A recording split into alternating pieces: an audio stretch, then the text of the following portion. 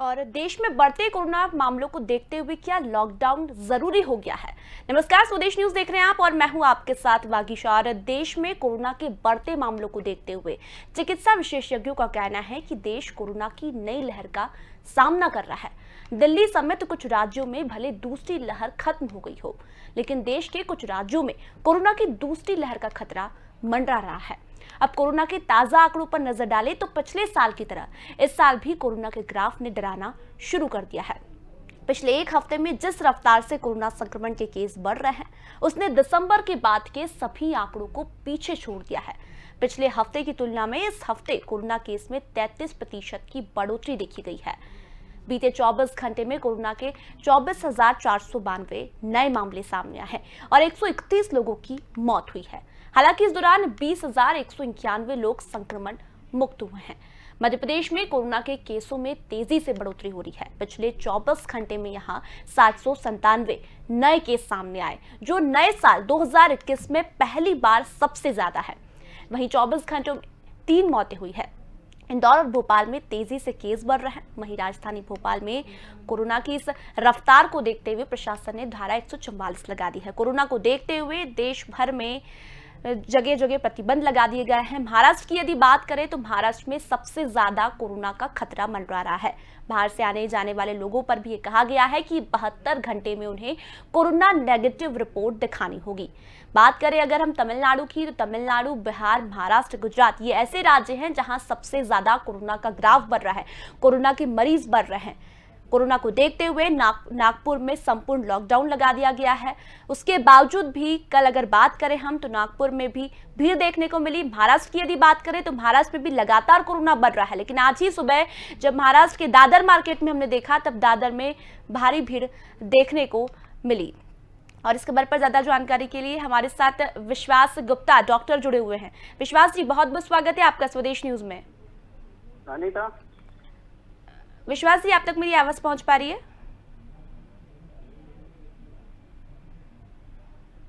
तो कोरोना के मामले लगातार बढ़ रहे हैं और इसी को देखते हुए जगह जगह प्रतिबंध लगा दिया गया है। विश्वास जी, आप तक मेरी आवाज पहुंच पा रही है? तो कोरोना के मामले लगातार बढ़ रहे हैं, इसी को देखते हुए जगह जगह प्रतिबंध लगा दिया गया है। हमारे साथ रिटायर्ड आईएएस ऑफिसर एएसएस कुबरे जी जुड़े हुए हैं। एसएस जी, बहुत बहुत स्वागत है आपका स्वदेश न्यूज में। जी धन्यवाद। एसएस जी, जिस तरह से कोरोना बढ़ रहा है, क्या लगता है प्रतिबंध पहले से ही इतना सख्त होना चाहिए था? देखिए, ये जब कोरोना आया है तब से हमें पता था कि किस तरह से हमारे देश में एंटर कर सकता है। उसके लिए जो भी प्रयास करने थे किया हमने, और बीच में टोटल जब बहुत कम केसेस थे तब हमने टोटल लॉकडाउन किया था। बाद में फिर जो गाइडलाइन जारी हुई और उसका सख्ती से हमने पालन नहीं करा पाए, इस वजह से और जनता में वो उसका डर खत्म हो गया है। शुरू में डर था तो लोग बच रहे थे। मैं अपनी टीम से कहना चाहूंगी, एसएस कुबरे जी की आवाज में मुझ तक नहीं पहुंच पा रही, कृपया उनकी आवाज वहां से बढ़ाएं। जी कुबरे जी, कहिए। हाँ, क्या आवाज नहीं आ रही है? जी बिल्कुल आ रही है, बताइए। मेरा ये सवाल है कि पहले से ही सख्ती इतनी बरतनी चाहिए थी। अगर सख्ती बरतते तो इतना कोरोना नहीं बढ़ता। हाँ, वही मैं निवेदन कर रहा हूँ कि जब बहुत कम केसेस थे तब हमने टोटल लॉकडाउन कर रखा था जी। लेकिन जब भारी संख्या में, लाखों की संख्या में केसेस हो गए हैं, इसके बाद में हमने सने सने छूट देते रहे। अब और इस वजह से लोगों के अंदर उसका जो डर है, उसका भय है, वो खत्म हो गया और लोगों ने असावधानी बरतनी शुरू कर दी। जो गाइडलाइन जारी हुए थे वो उसका भी पालन हमने, जनता ने भी नहीं किया और शायद प्रशासन भी नहीं करा पाया। इस वजह से अब भयावह स्थिति फिर हमारे सामने आ रही है और हमें फिर से सख्त होने की आवश्यकता है। जनहित में ये बहुत जरूरी है। जी, सख्ती की हमने बात की, लेकिन हमारे साथ डॉक्टर विश्वास गुप्ता जी जुड़े हुए हैं। गुप्ता जी, आपसे सवाल करना चाहूंगी, बात हम इम्यूनिटी करें तो क्या हार्ड इम्यूनिटी इतनी कम होती जा रही है, उसके चलते ही क्या संक्रमण बढ़ रहा है? जी नहीं, इसको हार्ड इम्यूनिटी से कोरिलेट करके बताना मुश्किल होगा, क्योंकि वायरस का हमने पहले भी इस बारे में इंग्लैंड से भी जैसे खबर आई थी कि वायरस में म्यूटेशन हो रहा है। तो हो सकता है कि म्यूटेशन वाले वायरस से हमारी हार्ड इम्यूनिटी इतनी अच्छी डेवलप नहीं हो पाई हो। दूसरी बात ये देखिए, अभी तक हमारे पास कोई भी ऐसा स्ट्रॉन्ग एविडेंस नहीं है कि हर्ड इम्यूनिटी डेवलप हो गई है। और ये स्थिति सिर्फ भारत में ही नहीं, भारत के सिवाय अन्य देशों में भी निर्मित हो रही है। इंग्लैंड में, यूरोप के दूसरी कंट्रीज में, अमेरिका में, हम सब जगह देख रहे हैं सेकंड वेव और थर्ड वेव का भी माहौल है जी। तो ये वायरस में कुछ अनप्रिडिक्टेबल ऐसी चीजें हैं, या तो वो म्यूटेशन से रिलेटेड है या फिर वो हर्ड इम्यूनिटी से रिलेटेड है। वो अपना वायरस अपना पैटर्न चेंज करके हर बार एक नया पीक लेके आ रहा है। हर बार हमें कुछ ना कुछ नया देखने को मिल रहा है। जैसे कि अभी भी हम जो नए केसेस देखने को मिल रहे हैं वो पुराने केसेस से थोड़ी तरह से भिन्न है। अच्छी बात यह है कि अभी तक हम लोगों ने इस तरह का नोटिस नहीं किया है कि मृत्यु दर बहुत ज्यादा बढ़ी है। लगभग उसी तरह से काम कर रहा है जैसे पहले वाला वायरस कर रहा था। तो मैं ये तो नहीं कहूंगा कि हर्ड इम्यूनिटी के कारण है। अभी धीरे धीरे अभी भी हम जैसे जैसे इस वायरस से हमारा एक्सपीरियंस बढ़ता जाएगा, हमें चीज समझ में आएगी कि कारण क्या है इस तरह के अलग अलग वेव आने का। जी कुबरी जी, आपसे सवाल करना चाहूंगी। हम बात करें दूसरे राज्यों की तो महाराष्ट्र में सबसे ज्यादा कोरोना बढ़ रहा है, लेकिन वहां से आने जाने वाले भी कम नहीं हो रहे हैं। क्या उनके आने जाने से दूसरे राज्यों पर फर्क नहीं पड़ेगा? हम तमाम तरह के प्रतिबंध लगा रहे हैं, धरने पर रोक लगा रहे हैं, रैलियों पर रोक लगा रहे हैं, लेकिन आने जाने वाले लोग तो कम नहीं हो रहे हैं। हाँ, धरना प्रदर्शन भी हमारे चल रहे हैं। हम पूरी रोक ऑन पेपर लगा रहे हैं, बट हम ये देख रहे हैं, न्यूज़पेपर में देख रहे हैं, टीवी में देख रहे हैं कि धरना प्रदर्शन भी बराबर चालू हैं, हो रहे हैं। और वो भी इसके जो कोविड के गाइडलाइन जारी हुई हैं उसका पालन नहीं कर रहे हैं जी। दूसरा, एक राज्य से दूसरे राज्य में या एक शहर से दूसरे शहर में जो आने जाने वाले लोग हैं, निश्चित रूप से जिन राज्यों में ज्यादा संक्रमण है वहां से संक्रमित व्यक्ति यहाँ आएगा, ट्रेन में आएगा, फ्लाइट से आएगा, दूसरी साधन से आएगा, तो किसी जगह तो उसका इन्फेक्शन बढ़ेगा ही बढ़ेगा। ये बहुत ही स्वाभाविक सी चीज है। तो इन सब चीजों पर हमको प्रतिबंध लगाना चाहिए। बहुत आवश्यक हो तो ही कोरोना जो अपने कोविड गाइडलाइन जो जारी हुए हैं उसका पालन करते हुए ही अनुमति देनी चाहिए जी। ये जनहित में बहुत जरूरी है। और जनता को थोड़ी परेशानी होगी, सरकार को भी दिक्कत होगी, लेकिन ये करना जरूरी है, लग रहा है, क्योंकि फिर से ये संक्रमण फैल रहा है। हमें लग रहा था राहत मिल रही थी, हमारे यहाँ कोरोना इसके वैक्सीन आ गए और केसेस भी कम हो रहे थे, तो हम राहत की सांस ले रहे थे, लेकिन अब फिर से इसमें वृद्धि हो रही है। तो अब हमें सतर्क हो जाना चाहिए और सख्त कदम उठाने चाहिए जी। चलिए, हमारे साथ डॉक्टर सुमित भटनागर लाइव जुड़े हुए हैं। सुमित जी, बहुत बहुत स्वागत है आपका स्वदेश न्यूज में। भटनागर जी, आप तक मेरी आवाज पहुंच पा रही है? तो सुमित जी, आप तक मेरी आवाज पहुंच पा रही है? मैं विश्वास गुप्ता जी के पास जाना चाहूंगी। विश्वास जी, एक और सवाल ये है कि टीकाकरण जब से शुरू हुआ है, क्या तब से भी लोग लापरवाह हो रहे हैं? जी हाँ, मैं बिल्कुल कहूंगा टीकाकरण के बाद लोगों को अगर ऐसा लग रहा है कि हमें इसके बाद कोविड नहीं होगा और हम कोविड से पूरी तरह से मुक्त हो गए हैं, पूरी तरह से आजाद हो गए हैं, तो बहुत ही बड़ी गलतफहमी है। कोविड वैक्सीन शुरू हुए अभी हमारे यहाँ पे 2 महीने ही हुए हैं और अभी तो हमने जनरल पब्लिक को लगाना अभी रिसेंटली शुरू किया है। इस वैक्सीन का असर टीके के लगने के पहली डोज लगने के 45 दिन के बाद देखने को मिलेगा। तो अभी जिन लोगों को वैक्सीन लगा दी है उन वो भी इस भ्रम में ना रहें कि उनको टीका लग चुका है, अब उन्हें कोविड नहीं होगा। दूसरी बात, अभी हमें इस वैक्सीन का, हम ये तो मानते हैं कि वैक्सीन बहुत ज्यादा इफेक्टिव है, 90-95% तक एफिकेसी देखी गई है, लेकिन फिर भी अभी बहुत सारी ऐसी चीजें हैं जो हमें इस वैक्सीन के साथ कारण होने वाले जो असर है वो हमें 1 साल तक पता लगेंगे कि जिनको वैक्सीन लगाया उनको कोविड ने दोबारा अटैक किया कि नहीं किया, अगर किया तो कितना सीरियस इन्फेक्शन हुआ। ये चीजें, कुछ सवाल ऐसे हैं जिनका जवाब हमें समय के साथ मिलेगा। तो इसलिए आवश्यक है कि सिर्फ टीके पे पूरी तरह से भरोसा नहीं करना है। टीका लगवाना जरूरी है, बहुत जरूरी है, टीका लगवाना, वो लगवाना ही है, लेकिन इस पर ये इस भरोसे में ना रहे कि टीका लग चुका है, अब हमें मास्क लगाने की, सोशल डिस्टेंसिंग की आवश्यकता नहीं है। ऐसा नहीं है, जरूरी है कि अभी भी हम एहतियात बरतें। और जिस तरह की हमारे पास अभी खबरें आ रही हैं, कोविड के केसेस बढ़ रहे हैं, तो जरूरी है कि हम कोविड गाइडलाइन से अभी भी अटैच रहें और तब तक उसका पालन करते रहें जब तक अगली गाइडलाइन जारी नहीं हो जाती है। इसकी सुरक्षा बहुत जरूरी है इस वक्त कोविड से। जी, चलिए, हमारे साथ एक बार फिर डॉक्टर सुमित भटनागर लाइव जुड़े हुए हैं। सुमित जी, बहुत बहुत स्वागत है आपका स्वदेश न्यूज में। सुमित जी, आप तक मेरी आवाज पहुंच पा रही है? धन्यवाद मैम, धन्यवाद। मेरी आवाज आ रही है? जी। सुमित जी, जिस तरह से कोरोना के मामले लगातार बढ़ रहे हैं, टीकाकरण भी शुरू हो गया है, क्या हम ये कहें कि टीकाकरण हो रहा है इस वजह से भी लोग लापरवाह हो रहे हैं कि अब तो टीका लग चुका है, अब कोई एहतियात बरतने की कोई जरूरत नहीं है, मास्क लगाने की कोई जरूरत नहीं है?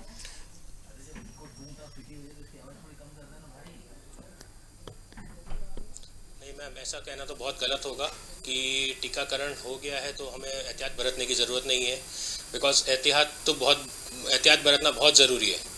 बिकॉज टीकाकरण से एक इम्यूनिटी डेवलप हो रही है, लेकिन उससे जो स्प्रेड है वो ख़त्म नहीं हो रहा है। स्प्रेड तो चल ही रहा है, वो चल ही रहा है बराबर। तो अगर हम ये बोलें कि हम अगर एहतियात नहीं बरतेंगे तो वो जो स्प्रेड है, जो उसकी इन्फेक्टिविटी है, वो तो बढ़ती चली जाएगी और नंबर ऑफ केसेस हैं वो बढ़ते चले जाएंगे। तो ये टीकाकरण सिर्फ हमको जो हमारी रिस्पांस है बॉडी का, उसको उसके अगेंस्ट जो वायरस का जो रिस्पांस है उसको रोक रहा है, तो उसका जो हार्मफुल इफेक्ट्स हैं उसको रोक रहा है, लेकिन उसके स्प्रेड है उसको वो नहीं कर सकता। तो हमें एक इम्यूनिटी जब तक डेवलप नहीं होगी हमारे साथ में, तो हमारी बॉडी पे जो उसके हार्मफुल इफेक्ट्स हैं वो तब तक हम उसको रोक नहीं पाएंगे। जी सुमित जी, आपसे पूछना चाहूंगी, जिस तरह से बारिश की वजह से कोरोना का खतरा था, गर्मी में कितना जरूरी है लोगों को बचाव कोरोना से, क्योंकि गर्मी अब दिन पर दिन बढ़ती जा रही है। मैम इसके बारे में तो बहुत सारी स्टडीज हैं। जी जी जी, इसके बारे में बहुत स्टडीज हैं, बहुत है। तो ये बोला जाएगा कि वायरस इज हीट स्टेबल, यानी ऐसा नहीं बोला जाएगा कि वायरस इस गर्मी आएगी तो वायरस खत्म हो जाएगा। वायरस इज हीट स्टेबल, तो ये बात पक्की है कि वो स्प्रेड होता रहेगा।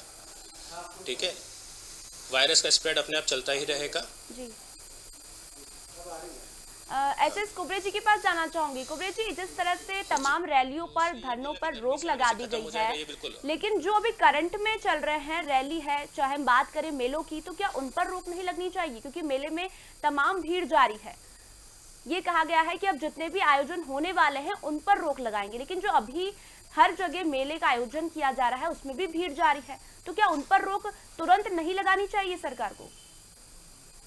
हाँ, धरना प्रदर्शन रैली के साथ साथ ये जो अभी मेले चल रहे हैं या मार्केट में बहुत ज्यादा संख्या में लोग इकट्ठे हो रहे हैं, उस पर प्रतिबंध लगाना चाहिए, कोई टाइम निश्चित करना चाहिए, और भी जो भी दूसरी आवश्यक चीजें हैं उसमें अवेयरनेस फिर से जनता में लाना चाहिए। अच्छा, एक मैं अपनी तरफ से एक निवेदन और कर रहा हूँ कि एक डॉक्टर साहब से ये भी क्लियर करिए कि जिनको पहले हो चुका है संक्रमण, जिनको हो चुका है, वो जो ठीक हो चुके हैं, अब वो भी सोचते हैं कि अब उनको दोबारा नहीं होगा। इस बारे में भी मेरी ओर से जरूर प्रश्न करिए डॉक्टर साहब से, जनहित में वो भी सबको बताएं कि सच्चाई क्या है।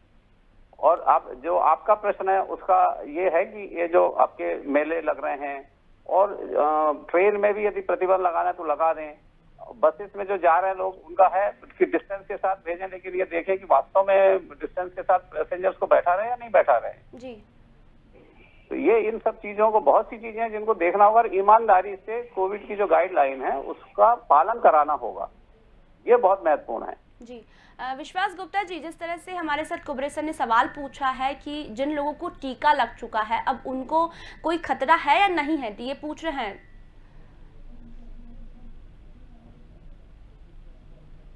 जी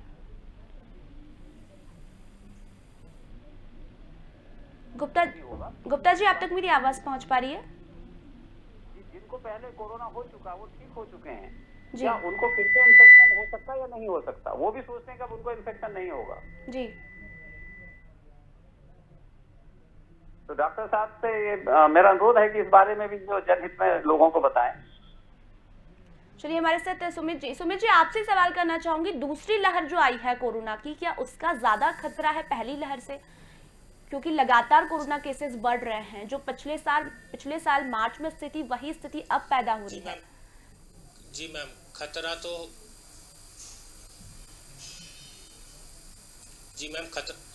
है, खतरा तो काफ़ी है। और बिकॉज हमें एक चीज़ ये भी मालूम है कि कोरोना का नया स्ट्रेन आया हुआ है।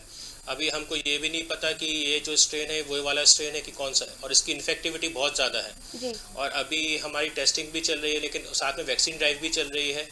तो हमें इस चीज़ का भी बहुत ध्यान रखना है कि हम प्रिकॉशंस रखें, और हमें अपना जो नंबर ऑफ़ केसेस हैं उसको रोकना बहुत ज़रूरी है। तो उसके लिए हमें प्रिकॉशंस बिल्कुल रखना है, पूरा मास्क और ये सब चीज़ों का प्रोटेक्शन रखना है, और अगर कोई भी सिम्टम आए तो फ़ौरन टेस्टिंग कराना है। और जैसा एक क्वेश्चन पूछा गया था कि एक बार इन्फेक्शन होने के बाद दूसरे का रिस्क है, तो बिल्कुल पॉसिबिलिटी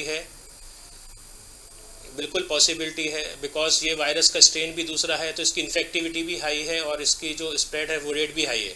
तो ये ऑब्वियसली रिस्क बढ़ा भी सकता है। लेकिन अगर हम अपना प्रिकॉशंस रखेंगे और हम रेगुलर वैक्सीन वगैरह जो गवर्नमेंट के जो पूरे उन्होंने कंट्रोल मेजर्स लिए हुए हैं हम उनको फॉलो करेंगे, तो हम इस चीज़ को आराम से रोक पाएंगे। जी लेकिन सुमित जी, इस लहर को ज़्यादा खतरनाक क्यों बता रहे हैं? ऐसा क्या है इस लहर में कि लगातार कोरोना केसेस और बढ़ रहे हैं? बिकॉज खतरनाक इसलिए बोले मैम कि इसलिए एक तो पहली चीज़ की वैक्सीन की वजह से लोगों के अंदर दिमाग में ये आ गया है कि अब हमें कि मास्क में प्रोटेक्शन नहीं लेंगे तो उसका जो स्प्रेड जो है वो बहुत बढ़ गया है। दूसरा ये जो स्ट्रेन है इसकी इन्फेक्टिविटी जो है वो ज़्यादा है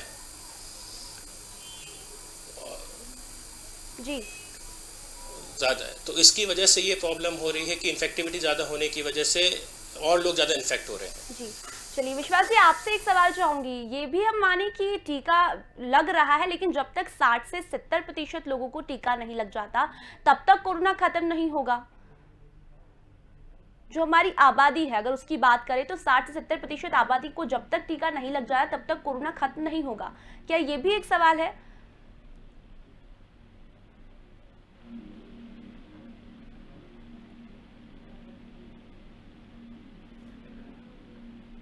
चलिए विश्वास जी की आवाज़ हम तक नहीं पहुंच पा रही है टेक्निकल प्रॉब्लम के चलते, लेकिन मैं फिर से सुमित जी से चाहूंगी। सुमित जी, जिस तरह से टीका लगातार लग रहा है लेकिन फिर भी हम ये माने कि जब तक 60 से 70% आबादी तक टीका नहीं पहुंच जाता तब तक कोरोना खत्म नहीं होगा।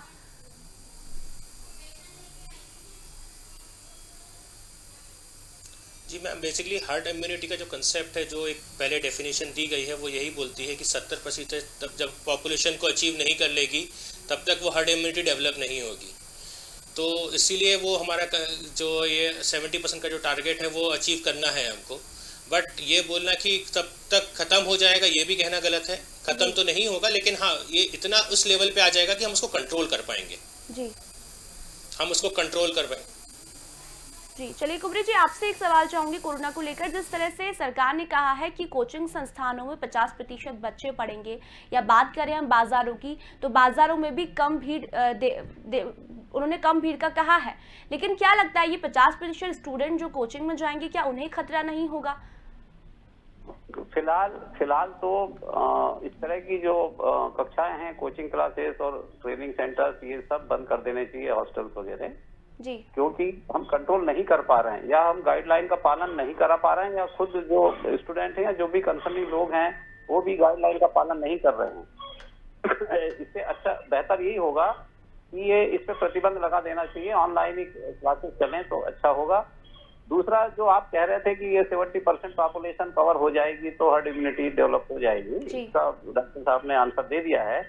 लेकिन मैं ये कह रहा हूँ कि 70% पॉपुलेशन को कवर करने के लिए जो स्पीड है, जो संख्या होनी चाहिए वैक्सीन लगाने की, वो संभवतः हम कर नहीं पा रहे हैं। तो वो उस पर भी हमको ध्यान देना होगा कि ज्यादा से ज्यादा संख्या में अब हम लोग वैक्सीन लगाएं, लोगों को उसकी संख्या बढ़ानी पड़ेगी और रफ्तार तेज करनी पड़ेगी। जी, लेकिन क्या लगता है ये लॉकडाउन की स्थिति, जैसे नागपुर में लॉकडाउन लगा है, क्या जिस तरह से मामले बढ़ रहे हैं, हम बात करें गुजरात की, महाराष्ट्र की, मध्य प्रदेश की, तो कोरोना के मामले लगातार बढ़ रहे हैं, तो क्या लगता है लॉकडाउन या नाइट कर्फ्यू जैसी स्थिति होनी चाहिए? क्योंकि एम्स के डॉक्टरों ने भी बोल दिया है कि लॉकडाउन या फिर नाइट कर्फ्यू जरूरी है। हाँ, लॉकडाउन तो होना चाहिए, लेकिन अब जब लॉकडाउन होना चाहिए कहना आसान है, लेकिन उसको जब हम इम्प्लीमेंट करते हैं तो हमको बहुत सी चीजों को ध्यान में रखना पड़ता है। वो लोग होते हैं जो रोज काम करते हैं, अर्न करते हैं, तब वो उनका परिवार चलता है। बहुत से लोग फिर जब बिजनेस चलेगा तो उनका घर चलेगा। ऐसी बहुत सी चीजें, एक्टिविटीज हैं कि एकदम से सारी चीजें हम बंद नहीं कर सकते, लेकिन ये भी जरूरी है, लॉकडाउन भी जरूरी है। तब हमको सरकार को फिर वो सारे अरेंजमेंट करना चाहिए। हमारी जो जनता है, वो हर वर्ग की जनता है, उसको हम किस तरह से कंफर्टेबल रख सकें और लॉकडाउन को भी इम्प्लीमेंट कर सकें, उसके लिए अच्छी प्लानिंग की आवश्यकता है, तभी हम सफल होंगे। जी, आपके हिसाब से कहाँ जिस तरह से आप पूर्व रिटायर्ड IAS रह चुके हैं, कहाँ प्रतिबंध होना चाहिए पूरी तरीके से? जिस तरह से कोरोना बढ़ रहा है तो किन किन जगहों पर प्रतिबंध लगना ही चाहिए जिस वजह से कोरोना खत्म हो?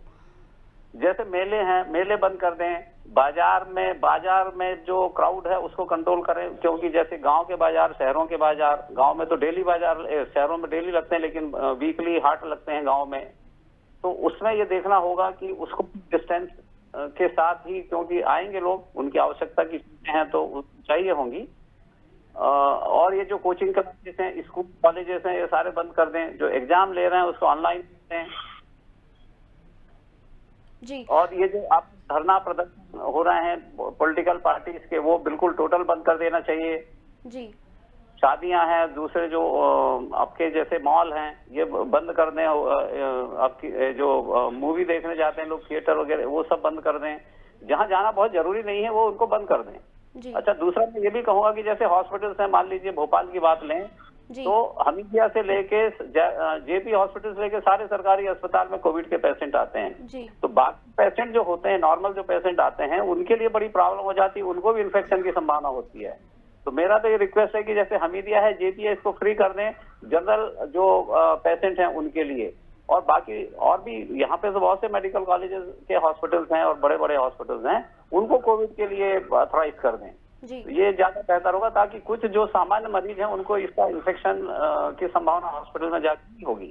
जी कुबरी जी, आपके सवाल के जवाब हम सुमित जी से ले लेते हैं। सुमित जी, क्या लगता है जो प्राइवेट पेशेंट आते हैं सरकारी अस्पतालों में, उन्हें खतरा रहता है कोरोना का? क्योंकि वो लोग ऑलरेडी वहाँ एडमिट रहते हैं, ऐसे में जब प्राइवेट पेशेंट वहाँ जाते हैं तो उन्हें भी खतरा रहता है कोरोना का।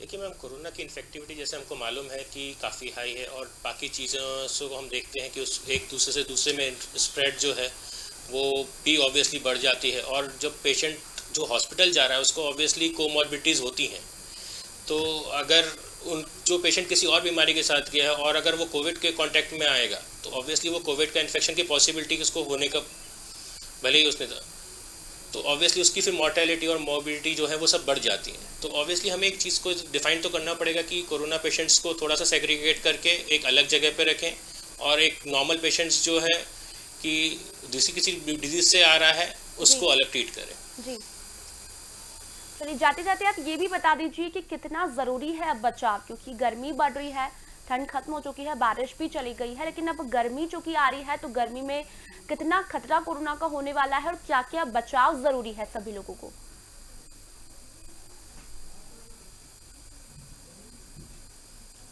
बचाव तो वही बोलूँगा जो सबसे इम्पोर्टेंट गवर्नमेंट ने जो पॉलिसीज बनाई, social distancing, regular hand sanitization और मास्क का प्रॉपर यूज़ रेगुलर वो करते रहें।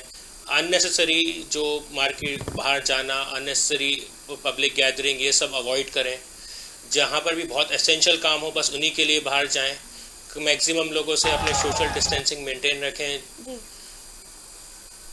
जब तक ये पूरा चीज़ चल रहा है। और वैक्सीनेशन जो भी आपका जब भी टाइम आ रहा है वैक्सीनेशन का, तो प्रॉपर्ली वैक्सीनेशन वगैरह करवाएं। गवर्नमेंट का पूरा सपोर्ट करें पॉलिसीज़ में। तो दिस इज़ बिकॉज गर्मी से एक चीज़ है, गर्मी से वायरस ख़त्म नहीं होगा, बिकॉज ये हीट स्टेबल वायरस है। तो ये भूल जाएं कि गर्मी आने से वायरस ख़त्म हो जाएगा या उसका स्प्रेड कम हो जाएगा, ऐसा कुछ भी नहीं है।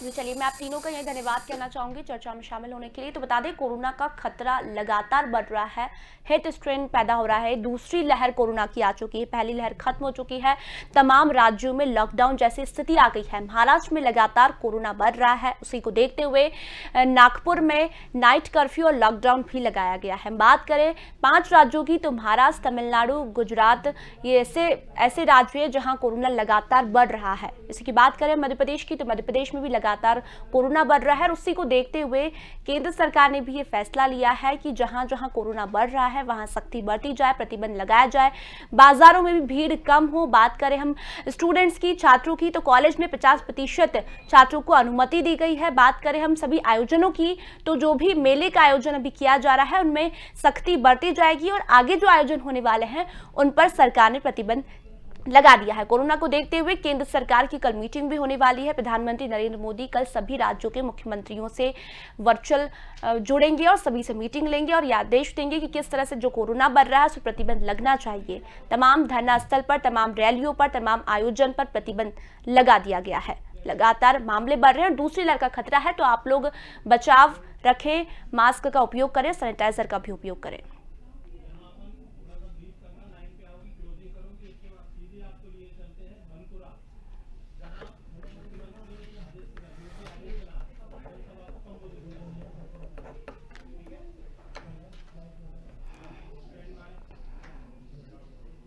तो कोरोना से बचाव बहुत ही जरूरी है, बचाव रखिए, सैनिटाइजर का उपयोग कीजिए, मास्क का भी उपयोग करिए। तो फिलहाल अभी के लिए इतना ही, फिर मुलाकात होगी, तब तक बने रहिए स्वदेश न्यूज के साथ।